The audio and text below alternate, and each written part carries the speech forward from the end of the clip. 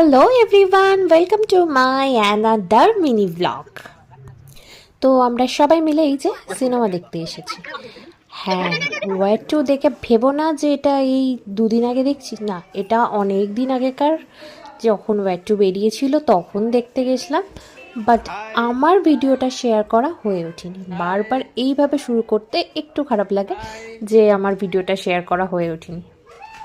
তো এইভাবেই শুরু করতে হলো, নাহলে তোমরা বুঝতে পারবে না।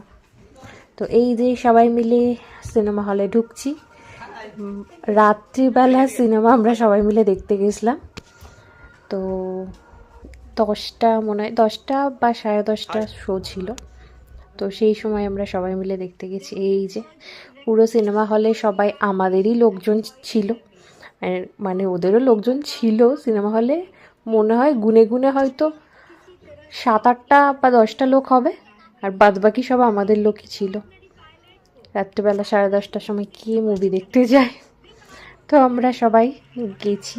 এই যে সব বাইকে সবার সামনে সামনে নিয়ে গিয়ে দেখাচ্ছে। এবার মুভিটা সম্বন্ধে আসা যাক।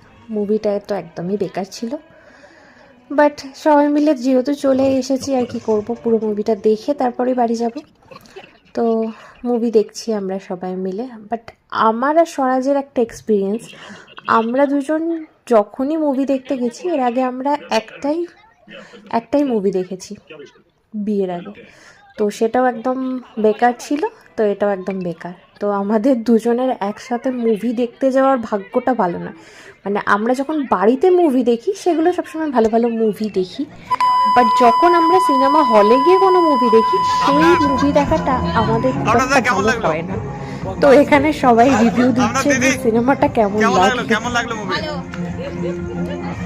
চন্দা কেমন লাগলো আপনার মুভিটা?